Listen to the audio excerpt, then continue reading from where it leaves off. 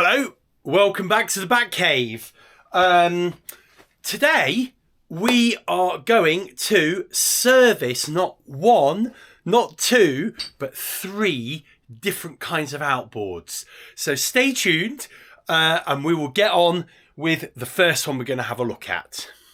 The three outboards are here, and these are all the outboards I use on my channel.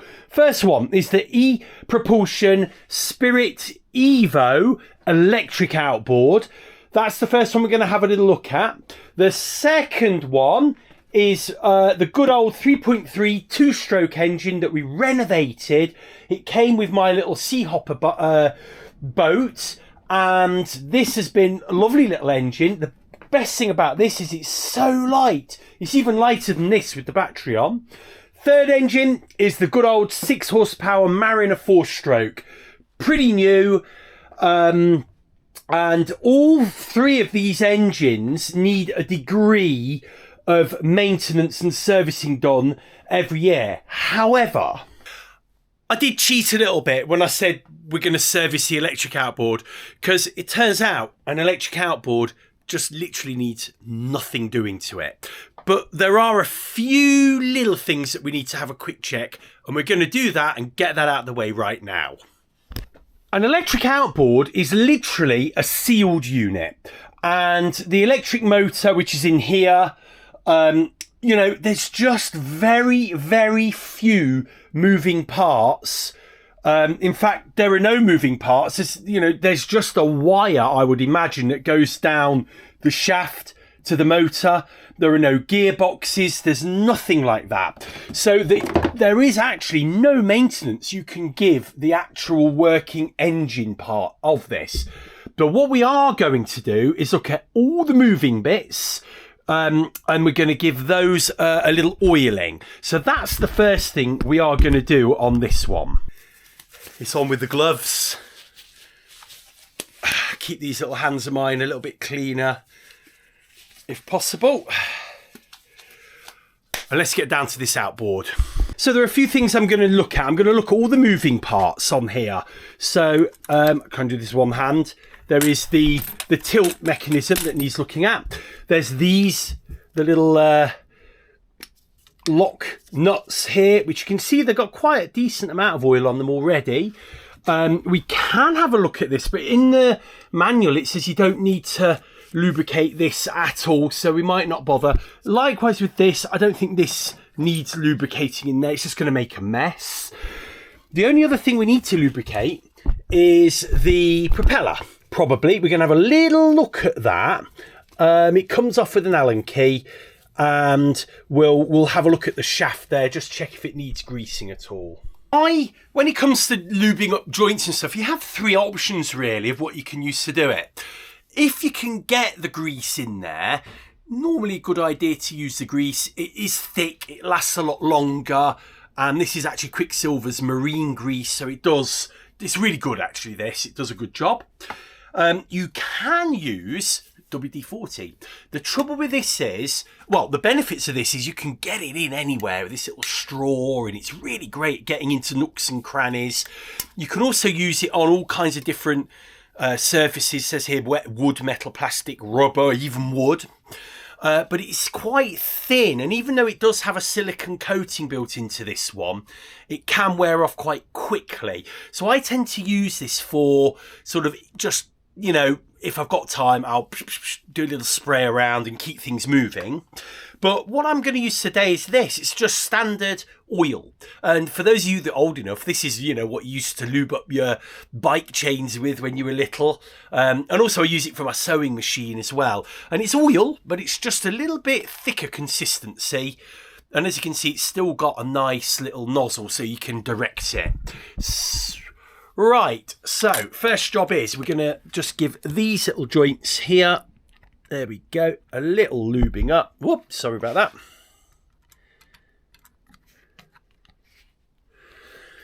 I mean, you don't really need much. Just keep that loose. I mean, you can see it's really loose. The other thing we're going to quick check is this pull pin. That's absolutely fine. It's not going anywhere. And to be honest with you, these pins here, they don't really need an awful lot doing. Oh, there's a bit too much gone on there. Here we go. Oh, he's just got a little bit of net. But, you know, you can do that and then give it a little.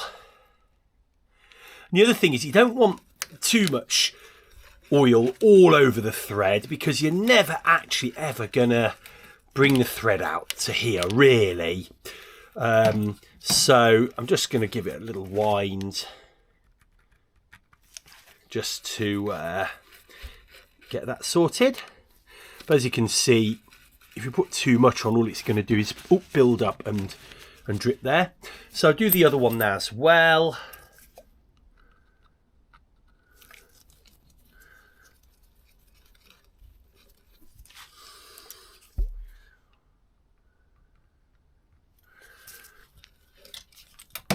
You could grease these, to be honest with you, but I think this oil is fine. And as you can see, they're just fine. This little pin here, more than enough play in that. Okay, so bar the propeller, which we're going to look at now, that's all the greasing we need to do on this. So this is done with an Allen key. On other motors, it's normally done with a, I'm just checking how firm that was actually. Oh, it's quite firm. This is normally done with a little pin that just holds it on, and then the bolts tend to be inside. So let's remove that.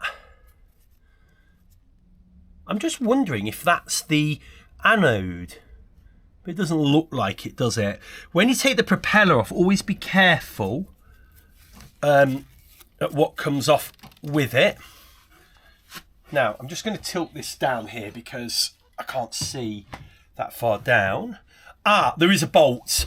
So there is a bolt in there. So to me, there is a what they call a rod anode for these. It does look like an anode, and it's got a tiniest bit of corrosion on it. But if that is an anode, it does not need replacing. And if you look at that, that is not holding the motor on at all, is it?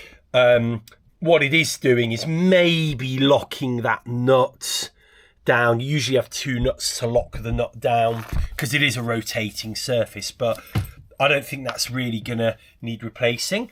I'll tell you what, while we're down here, let's look at the anode. There's supposed to be another anode. Here it is. That's the other anode. I mean, look at it. It's brand new.